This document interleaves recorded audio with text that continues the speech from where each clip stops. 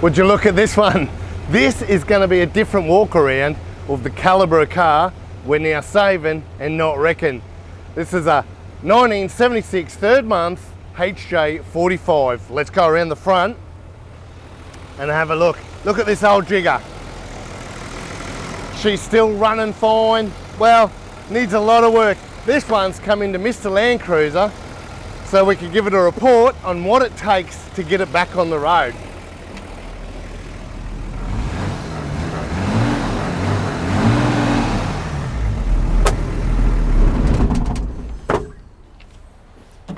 And boy, what a report. It's about 3 pages deep. First of all, this one's come in, we've got the brakes going. We even threw some disc brakes on it for the gentleman.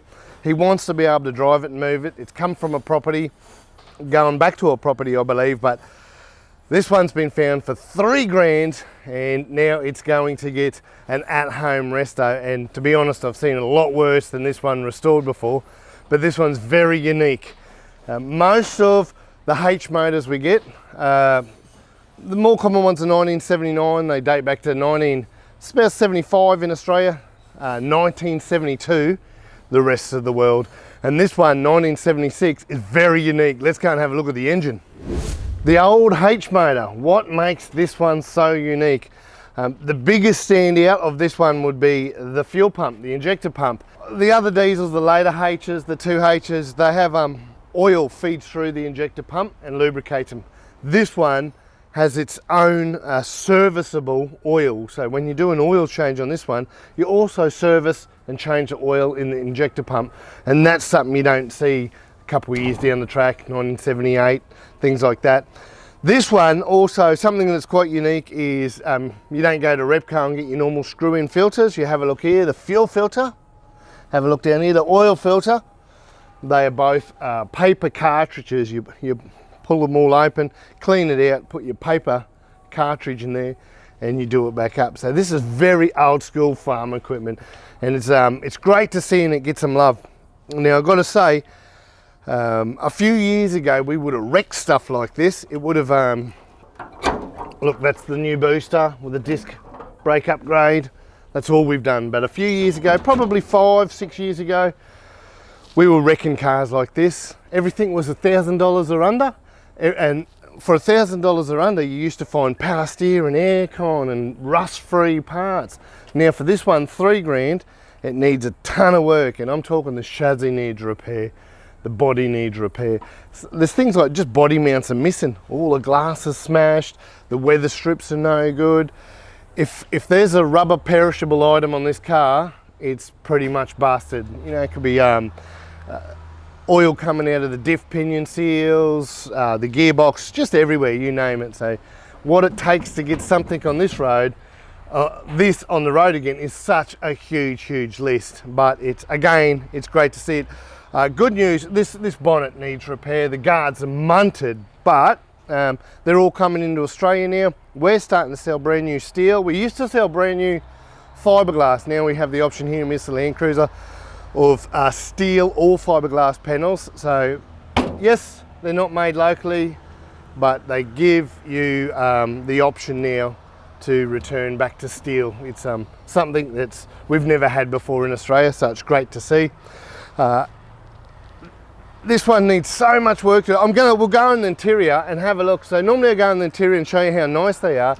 This is how he buys it. This is how we buy our wrecks. They look like this, so let's have a closer look. Now there's a familiar smell. This one stinks. It stinks of rat. I can smell a rat's nest, and it's so common. We've been buying wrecks like this off farms for many years, and they all come in and they've had birds' nests and snakes and rats' nests, and this has got the beautiful smell down on the boot cover here. The rats have really chewed that out. It's so obvious. But this is how you find them. This is how we find our wrecks. The seats, look at that. The seats are no good.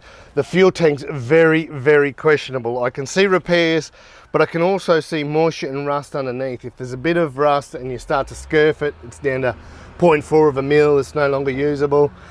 The whole interior needs a lot of work, but the important thing for the gentleman Patrick that bought this, the car's complete. So he's got foundations to work on, everything's there. He's not going to be on the phone or on the email to us, and we're more than happy, and we do it a lot, but I need a steering wheel, I need this, I need these buttons, I need, it's missing the heater. This has got good foundations. It's just something you want to do yourself, and that's what Patrick's going to do. He's we got it starting and stopping because he wants to work on this, tear it down himself and do a lot of it himself, which is great to see that so many guys are doing this, and so many guys are turning these back around into beautiful trucks. Well, the roof is one of the saving graces on this. It is had a UHF in it where they've drilled holes, but it's basically a rust-free roof. There is the floors, they're not perfect, but they're in really satisfactory condition where he doesn't have to build again. He can sandblast this one, tidy it up. It's more the bolt-ons, and again, we are seeing new bonnets, we're seeing new guards, new front bibs. It's all coming into Australia. So as ugly as this looks, it's great foundations now for a restoration. I've got to say that the Thomas PTO is in functioning condition. So when we've had this car on the hoist go right through it for a big ass report, and the remarkable, the old Thomas winch is quite functioning still. But something that's really exciting, so this thing is 46 years old. It's done its time on the planet. It's probably served multiple farms, and then it's been stuck out the back to retire and die and rust, or maybe get torn down for parts to save a few other ones, which is great as well. But not this one. Somebody's found it, they've paid the $3 for it, they're stoked about it, they've got themselves a HJ45, and now it's going to get a restoration. It may take 1 year, it may take 10 years, that's half the fun. The guy that owns this is just going to enjoy it now, and I can't wait to see the finished product. It's just, it's such a pleasure to see junk turn back into a classic car and get used for many different reasons. Let's see what the future brings for this HJ45 3rd month 1976.